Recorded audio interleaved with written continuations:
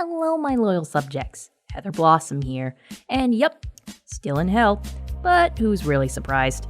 Hell of a Boss is still going strong with Has Been Hotel on the horizon, and that's left me with a very particular question. Who'd win in a fight, Alastor or Stolas? I bet you think you already know the answer. Heather, you exclaim.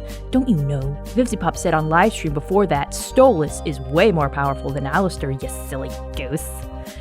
And to that I say, don't you ever call me that again. This is your only warning. And my dear subject, don't you know, raw strength does not a winning match make.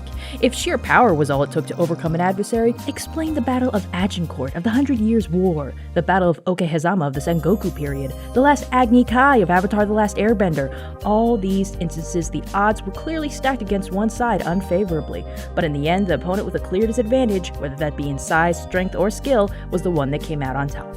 Now, does that mean I think Alastor could serve Stolas' ass in a bowl of jambalaya quicker than a soup kitchen in New Orleans?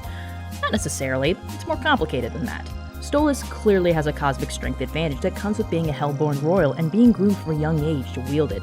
But we can't forget that Alastor isn't exactly a pushover. He has power, and if the pilot is still anything to go off of, he sure as hell knows how to use it. Vivzipop has also stated on livestream that he is aware of his limitations, so the man has confidence but not arrogance. Going into any confrontation, Al has a good idea of how it's going to fare, whether he's gonna mop the floor with a dude or if he has to maneuver more carefully. Getting back to Stolas, while the Owl Prince isn't stupid, he can clearly underestimate dangerous situations, as seen in the newest episode, Western Energy.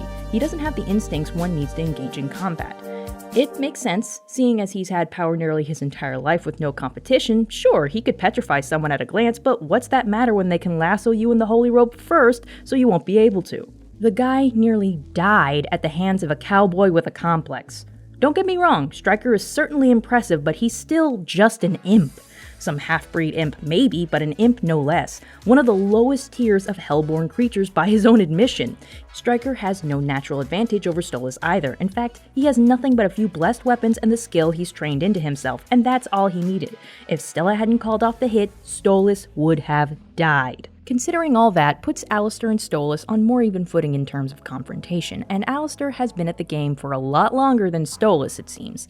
Let's keep in mind that though Stolas has trained most of his life, Hellborn creatures seem to age like humans to a degree, so maybe he's been training for about 30 years, and seemingly has no combat experience.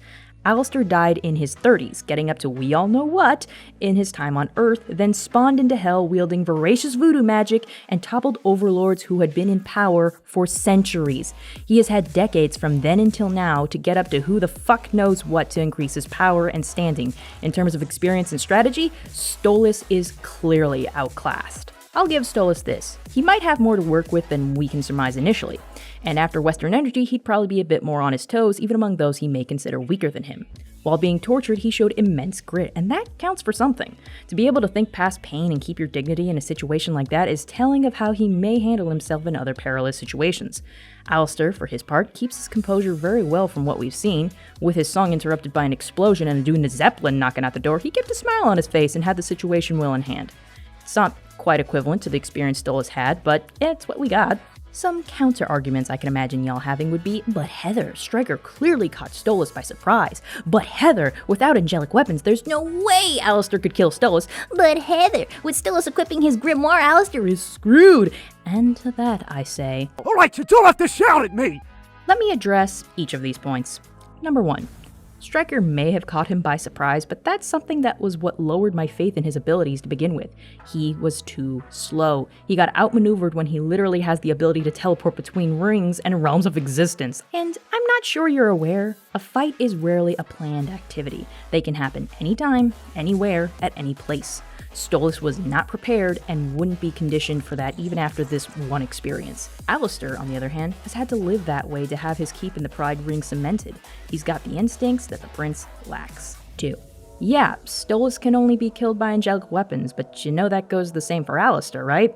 It's been hinted that Earthborn demons cannot die twice, unless killed by a weapon of the Exorcist that annually pillage hell to lower the population. So the point's moot. This doesn't really change the footing of either combatant, as it's a strength/weakness they share. 3. Why yes, the Grimoire would be a tool in Stolas' arsenal that undoubtedly trumps any ability Alastor could muster, The only problem is he rarely just has it.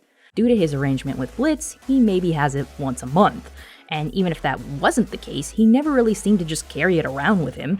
By his own admission, he doesn't even have most of it memorized, so that puts a wrench in the idea that he could just pull some spells by memory. Yeah, he can seem to teleport it to his side when he needs it, but this goes back to his lack of combat instinct. He'd need to be able to do that fast and cast those spells quick, which he has not shown the aptitude for.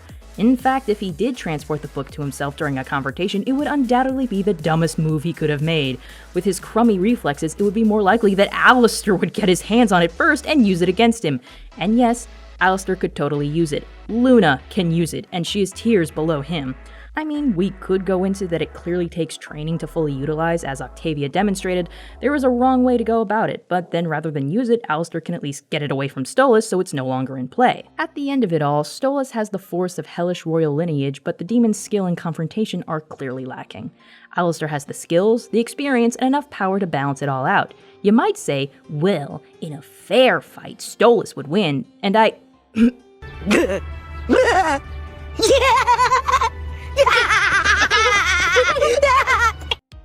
A fair fight?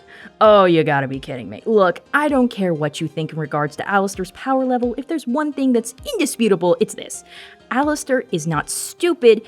If we're going by death battle rules with both parties just dropped into a sandbox left to duke it out, and that is as fair as we can get, I would bet my soul that Al bags Stolas every single time, and not by playing fair. As Colonel David Hackworth said, if you find yourself in a fair fight, you didn't plan your mission properly. And to quote Greek historian Herodotus, force has no place where there is need of skill.